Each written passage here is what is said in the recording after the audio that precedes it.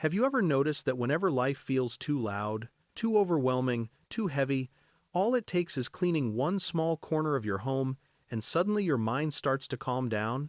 The sound of a drawer opening, the smell of fresh laundry, the way a messy room slowly becomes orderly again? For some people, that's not just cleaning, that's breathing. Today, we're going to talk about something deeper. Why does cleaning bring such an unusual sense of peace to certain people? Why can folding a shirt, wiping a counter, or clearing a shelf make your whole body relax?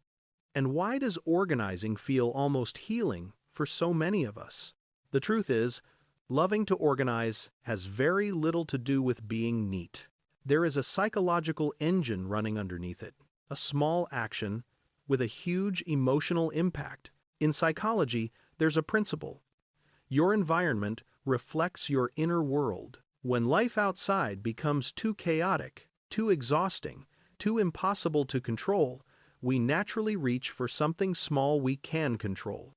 Straightening a room, folding a blanket, putting everything back where it belongs. It's the mind saying, if I can make this little space peaceful, maybe the rest of my life will feel okay too. That's why after an argument, during stress, or on days when emotions feel too heavy, many people suddenly want to clean a closet or rearrange furniture. It's not random. It's emotional regulation disguised as chores. Inside your brain, every time you complete a small task, like organizing a drawer or wiping a table, the reward system turns on. Dopamine is released. A little message that says, "Good job, you did something right." That's why small tasks feel unexpectedly satisfying. Your brain is literally celebrating the order you just created. But even deeper than that, cleaning creates a sense of safety. A cluttered room sends subtle signals to your mind.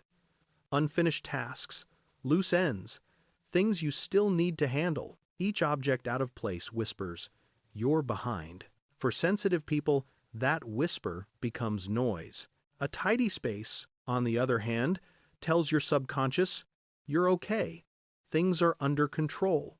Your body relaxes. Your breathing slows.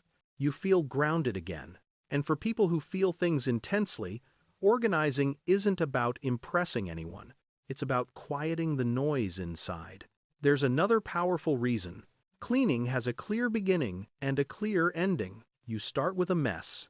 You touch it. You transform it. And instantly, you see results. In life, certainty is rare. Emotions are blurry. People are unpredictable. But a drawer you just organized? That makes sense.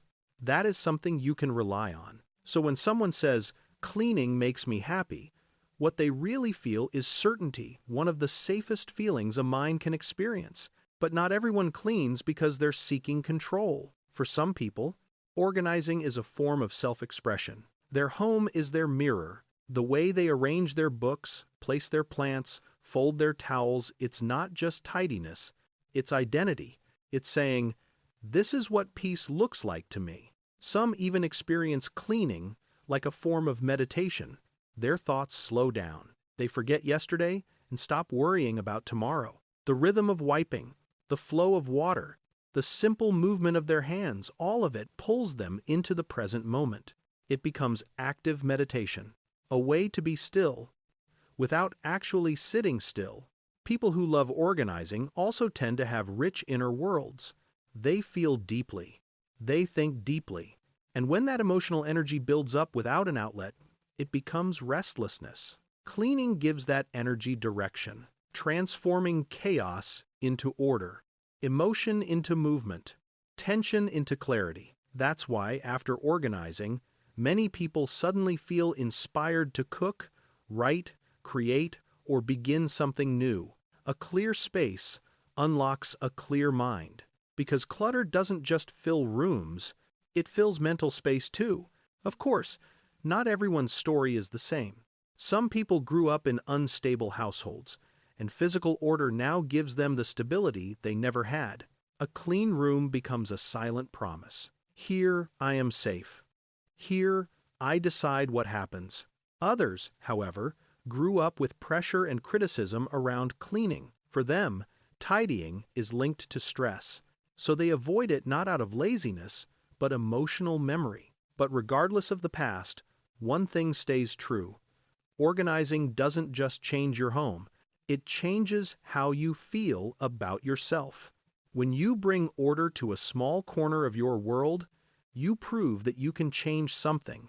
You can make something better. And gently, quietly, it reminds you that you can do the same with your life. Cleaning is not a chore. It's a reminder that you deserve to live in a space that feels peaceful, that you have the right to create safety for yourself, that your life can become lighter one small step at a time. So the next time you fold laundry and feel a sense of calm wash over you, don't dismiss it. It's not just cleaning, it's self-care. It's your mind and body saying, you deserve this peace. Maybe organizing isn't about things at all. Maybe it's how some of us find our way back to ourselves, one shelf at a time, one quiet room at a time, one slow, calm breath at a time.